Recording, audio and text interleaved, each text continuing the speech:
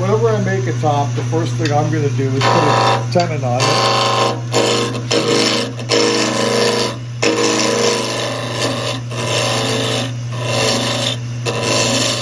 That tenon gives me much more secure grip.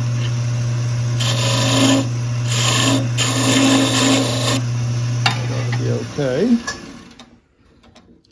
And we're round now. This is much better than the keeping it square like that, because this is a very unstable connection.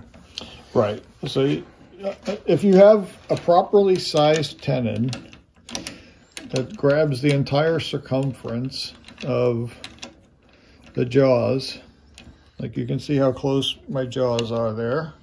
Right there. Yep. So now you're getting 360 degrees of pressure on there versus 8 points. I could probably bang that with a 3-pound hammer and it wouldn't come out. But otherwise, then you're just butting up against there and the blank can move. So I always do that first. Next step.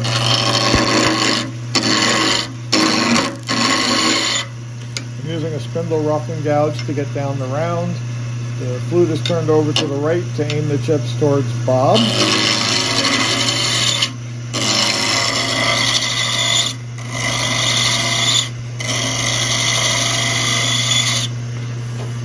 A little bit out still. If you're checking for round, you can do that. You can hear the out of round, slightly out of round. I think I'm round down there. It's good.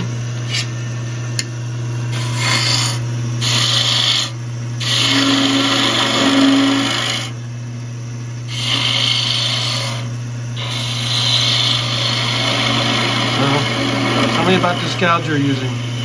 It's just a little detail gouge. Got a It's from our favorite tool maker though, right? my buddy Doug, Yeah. ThompsonLathetools.com.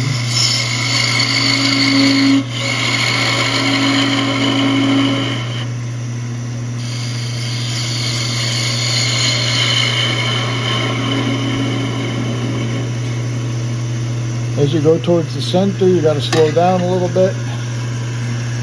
Otherwise, you won't get a clean cut.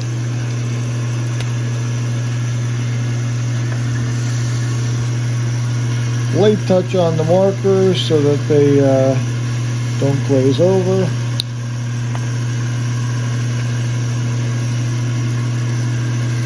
And we're going to go with your usual rainbow strategy here, right? The rainbow for the win.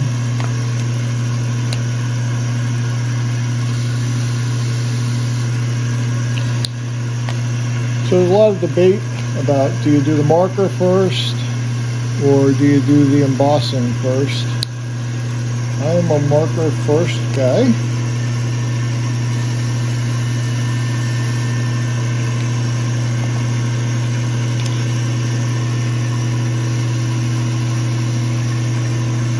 See, both work. Both work. One just gets a little bit cleaner result. So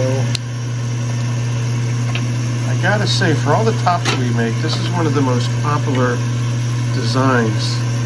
So this is the Wagner texturing tool. It's just a knurling wheel. Yeah.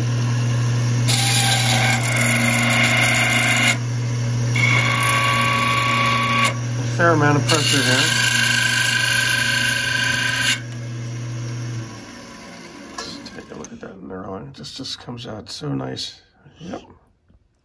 Yeah, so the knurl actually cuts through the marker. Mm-hmm. Now, if you were to do the color first, you're going to cut through the color down to the raw wood.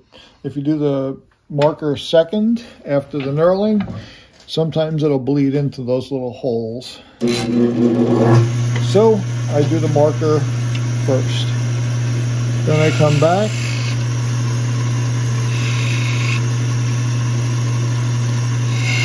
This just adds a little bit more visual interest and helps so it's not bleeding, right?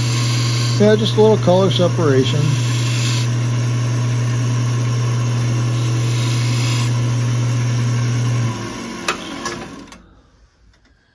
Gotta love it. Just, yep.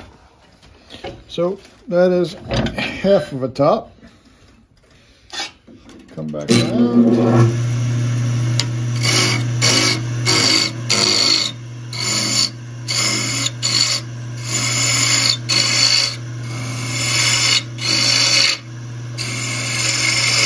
All I'm doing now is making space here.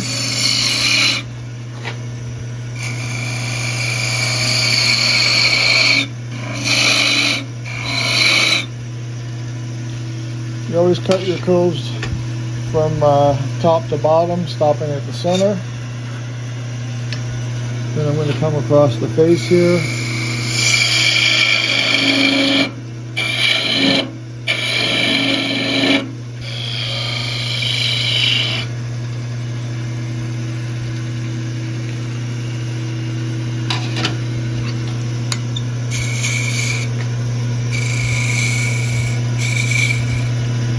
Okay. There's only two spots that I sand. I sand the outside here, and then I sand the handle when it's done. You want to switch with me here?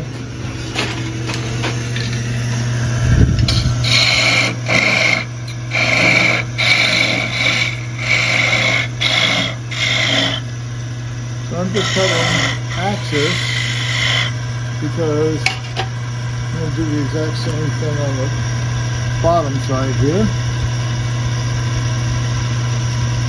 Is actually the top side.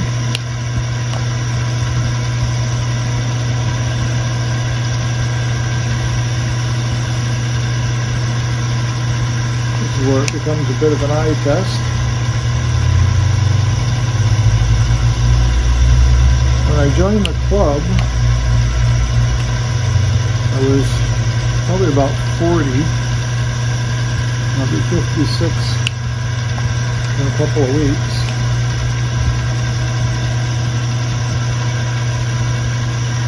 And I got to tell you, 16 years on the equipment has definitely made this a little bit harder. But the only good news is it works about as well as it did then too. All right. Like I said, there's something about this color combination that just speaks to people.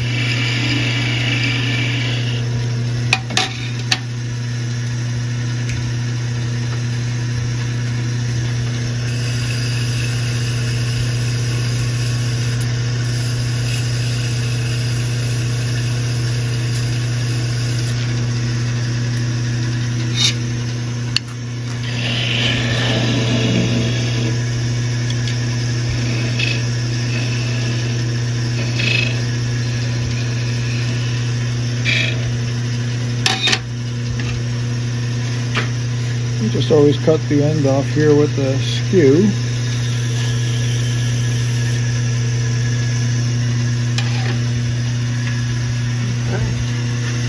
And that is a gorgeous little top. These are big sellers.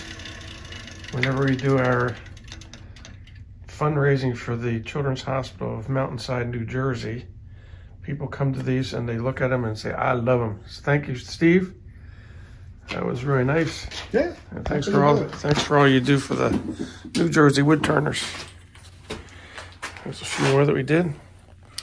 And these will sell as soon as people see them. Guessing I've probably made 500, 1,000 of them. Yeah. Over time. I'm wondering how many I've made over the last 15 years. Huh? I wonder how many I've made over the last 15 years. Well, So, a lot. I don't know that I've made one of just about anything. Mm-hmm. Probably most of the things I've made in the 1,000+ range. Yeah. But, say, we were talking earlier about your spoon camp that's coming up. What's going on with that? Yeah, so let's just talk. We'll walk you over here. Spoon Camp, New Jersey. It is a free event, and it's for people that want to either learn to carve spoons or just hang out with people that are carving spoons. But we're getting together again. It'll be our third event, our second year. We do one in the spring and one in the fall, and the cost is free. We collect a donation at the end for the camp, and well, it's gonna happen. It's just 3 days of camping and cooking together and carving spoons. And what are the dates? The 28th of April to the 1st of May. And how do people find out about it? You go to the website. It's actually no W's. It's Spoon Camp NJ, all one word. Spoon Camp, SPOONCAMP NJ as in New Jersey. .wordpress.com. We've got the dates. We've got pictures from the last couple of camps. We've got directions how to get there. Video of some of the work we've done. There's a good layout of the campground and where we work. So it's a good time. People should definitely come out. Even if you're not a carver, you'll enjoy the day. Sounds like a great time to have a Bob's Woodshop road trip, so I'll be up there this year. I am counting on seeing you there. All right. Thanks, Steve. Thanks for taking a few minutes of your day. No Bye. worries. Here's the site for Spoon Camp New Jersey .wordpress.com. Check it out. It's a lot of fun. And you know the drill. Please like, comment, and subscribe. And thanks for watching.